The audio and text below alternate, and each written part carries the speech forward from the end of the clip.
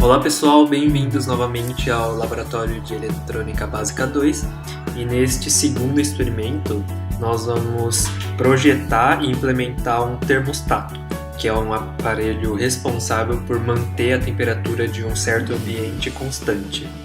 Esse nosso termostato vai ser composto por um sensor de temperatura, um circuito de condicionamento de sinais, Raspberry Pi, o conversor analógico digital por PWM que foi montado no experimento anterior, um circuito que vai controlar o sistema de aquecedor, e é isso.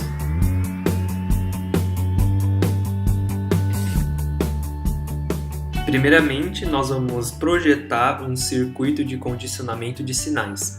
Ele simplesmente converte a variação da resistência de um termistor em um sinal de tensão. E nós queremos, no caso, converter essa temperatura numa faixa de aproximadamente 20 graus Celsius até 50 graus Celsius, que será convertido em um sinal de tensão cuja variação mínima seja de 1 volt.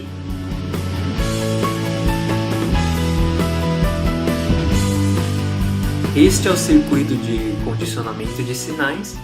Ele é centrado neste circuito integrado INA122. Aqui do canto direito temos duas equações que a gente retirou do datasheet deste componente.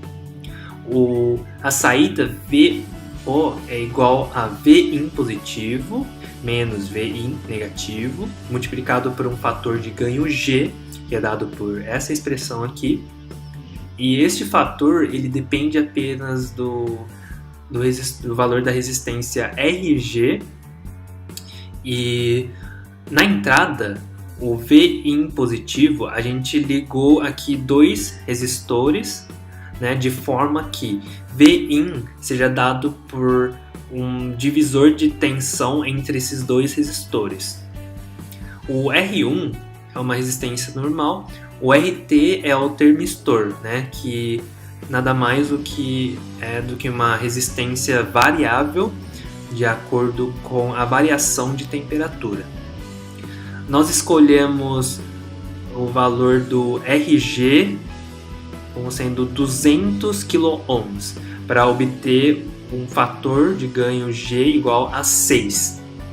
Já a saída V0 é dado por Vin positivo, que é este divisor de tensão proporcional a RT, menos o 0, que é o Vin menos, onde a gente conectou no terra. Então a expressão final é esse daqui, 30 vezes RT sobre R1 mais RT. Esta tabela aqui mostra a relação entre a temperatura do termistor e a resistência. O gráfico ao lado mostra a mesma informação e nós podemos observar que a relação entre a temperatura e a resistência não é linear, é aproximadamente uma relação exponencial. E outra coisa a se notar é que quanto menor a resistência, maior a temperatura, ou vice-versa, né? Quando você aumenta a temperatura, a resistência diminui. E nós estamos interessados nos valores da resistência para quando a temperatura é de 20 graus Celsius, aqui, né? E 50 graus Celsius. E esses valores de resistência serão utilizados nos cálculos a seguir. Com os valores da tabela, nós pudemos plotar o gráfico no LibreOffice e obtivemos assim a curva ajustada e a sua expressão, que foi aproximada por uma exponencial de decaimento. Com o valor de RG já calculado, agora falta apenas calcular o valor de R1.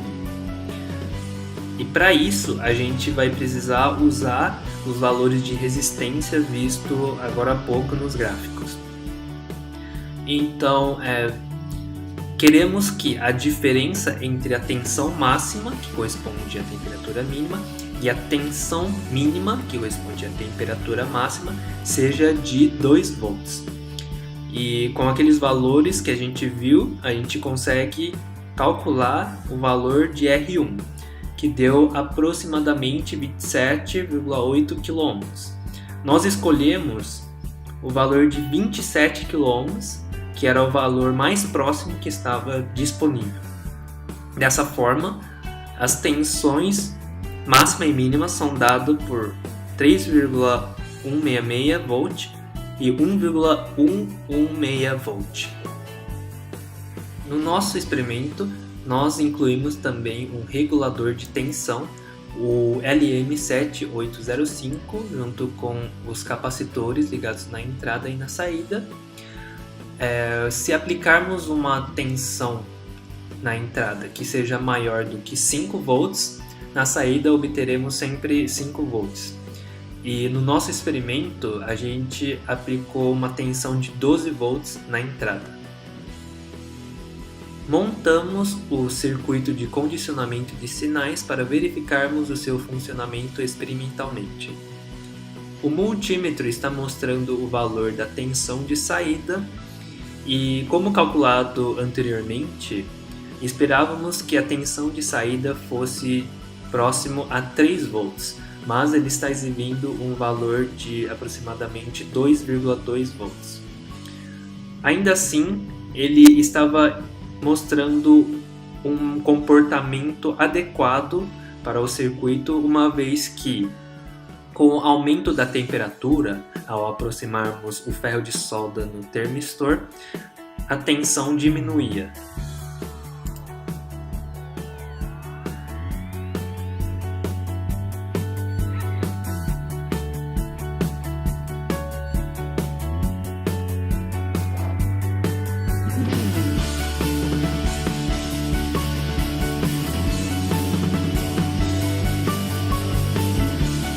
O próximo passo foi projetar um circuito que permitia controlar o sistema de aquecimento, que é representado por uma lâmpada incandescente. Para isso, nós escolhemos o pino de GPIO 7 do Raspberry Pi para enviar o sinal de comando. Ele envia este sinal para a base deste transistor BJT, permitindo a passagem da corrente do coletor para o emissor, e logo a mesma corrente ela passa pela bobina do relé. E o relé funciona da seguinte forma: quando não há corrente passando, esta chave ela fica ligada a um dos terminais. E se tiver corrente passando pela bobina, a chave muda de posição, passando a ligar o outro terminal. Então, se houver corrente passando pela bobina, ela se conecta a este terminal aqui do aquecedor, do sistema de aquecimento, fechando o circuito. Logo, haverá corrente ligando a lâmpada que representa o sistema de aquecimento. Temos aqui também um resistor para reduzir a corrente, que, como está ligada na base do transistor, queremos uma corrente baixa. E há também este diodo para proteger o pino de GPIO de qualquer corrente reversa. Temos aqui outro diodo para proteger o relé. Por fim, nós ligamos o circuito de condicionamento de sinais à entrada do conversor analógico digital que foi montado no experimento anterior. Então, ele converte este sinal analógico num sinal digital, que é o sinal de PWM, como a gente viu. E o Raspberry Pi ele recebe o sinal PWM, processa esta informação e, caso necessário, ele envia um sinal de comando para ligar, para acionar o sistema de aquecimento. Este aqui é o código do nosso programa. Ele está muito semelhante ao código do experimento anterior, exceto aqui no final, onde nós adicionamos a expressão da temperatura, que foi baseado na expressão obtida pela curva de ajuste. Adicionamos também a impressão da temperatura, né, além do duty cycle e da tensão analógica. E por fim, nós adicionamos uma condição de forma que, se a temperatura for menor do que 44 graus, enviaremos o comando para ligar o sistema aquecedor e também para acender o LED. Caso contrário, se a temperatura for maior do que 44 graus Celsius, o comando será para desligar o sistema de aquecedor e apagar o LED. Com os circuitos completos já integrados, nós vamos executar o programa.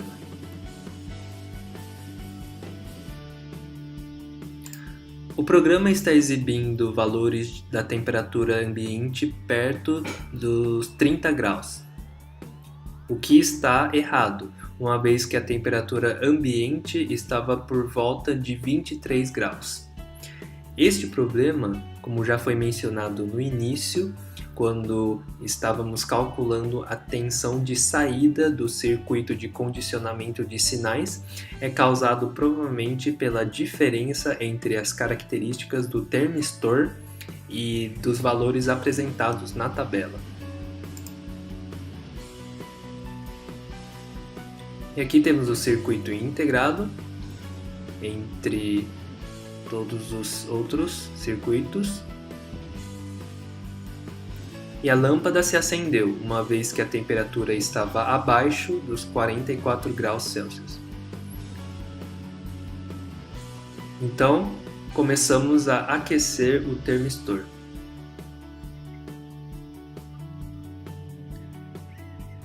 E a temperatura começa a subir lentamente.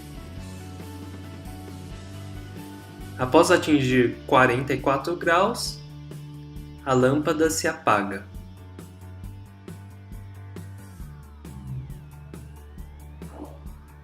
Então, paramos de aquecer o termistor, até que a lâmpada volta a acender.